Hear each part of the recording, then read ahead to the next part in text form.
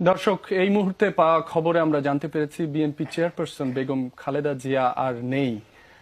বিএনপির অফিসিয়াল যে Facebook page, সেখানে বিষয়টি নিশ্চিত করা হয়েছে। এই বিষয়ে সবশেষ তথ্য জেনে নিব। এভারকেয়ার হাসপাতালের সামনে আছেন সহকর্মী তাজনুর ইসলাম।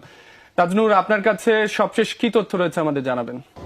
রবি, আজ 30 ডিসেম্বর ঠিক সকালবেলাতে দাঁড়িয়ে এই দুঃসংবাদটি বলতে হচ্ছে, যেই সংবাদটি আসলে কোনো গণমাধ্যম কর্মী আসলে এতদিন ধরে বিভিন্ন সময় নানা রকম খবর এসেছে নানা মাধ্যমে, কিন্তু সেই খবরটি শেষমেশ আজ বলা লাগছে।